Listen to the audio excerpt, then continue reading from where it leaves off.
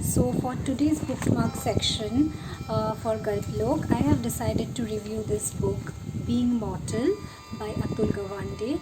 Now, Atul Gawande is the recipient of Louis Thomas Prize for Writing, among other prestigious awards. And Atul Gawande has earlier also authored different books, and some of those books are better: A Surgeon's Notes on Performance, When Breath Becomes Air, and Complications, Notes from the Life of a Young Surgeon, amongst others.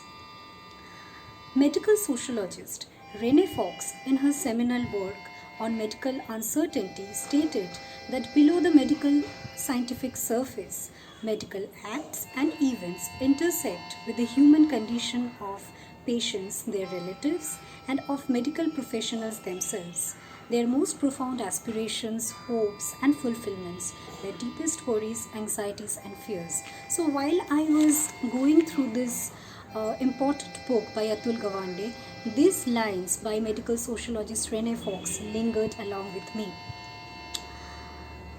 At the very outset of the book, I was intrigued by how candid Gawande was in his confession that how medical training, this prolonged period of medical socialization that he has underwent, was not sufficient, or rather it did not prepare him to talk about death. Although one assumes that Gawande, being a doctor, is quite familiar at dealing with the subject of death and dying, as it is his familiar territory, a quotidian part of a doctor's life work.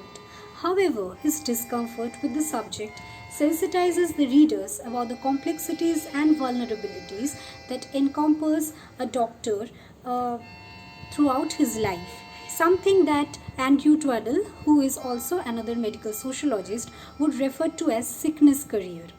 Gawande, a surgeon by profession who is now based in USA, deftly humanizes the overarching, all-in-control demigod image of the doctor through his poignant accounts of experiencing and witnessing pain while attending to palliative care and end-of-life care patients. However, his deepest epiphany emerges when he witnesses the pain of his ailing father diagnosed with cancer.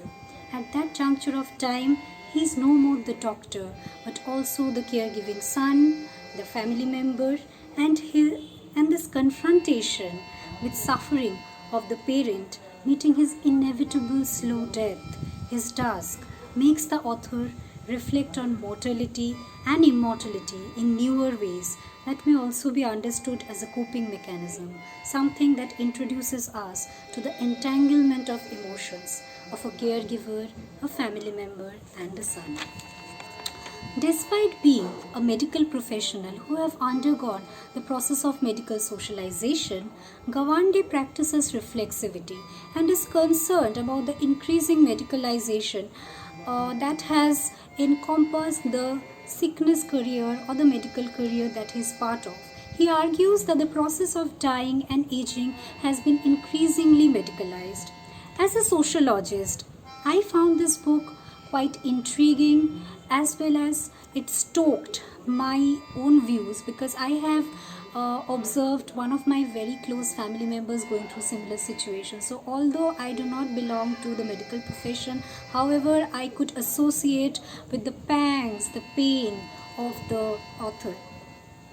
I also found this book quite important, as it has emphasized that the process of death and dying is tied to a network of social relationships. Secondly, despite training for uncertainty, as Renee Fox would say, theoretical mortality or studying illnesses and morbidity is different from empirically confronting with the stages and processes of death.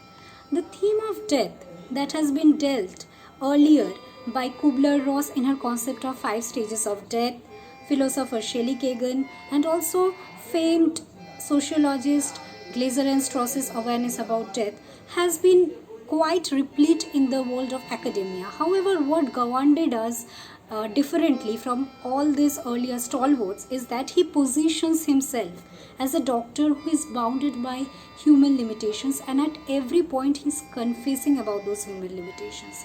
This is a welcome shift from the formidable and omniscient front that Kaufman would say of the doctor and takes the readers on this beautiful journey of a doctor's confrontations with human sufferings, much like that of medical anthropologist Arthur Kleinman, who has also performed this dual role of that of a doctor and a caregiving husband for his wife. I feel this book is useful for everyone who is associated with the act of caregiving, and also this book, because the way it has been written, it makes us reflective about our everyday actions and how important for us to connect with family and to be there for our aging and ailing parents, and for everyone for that matter.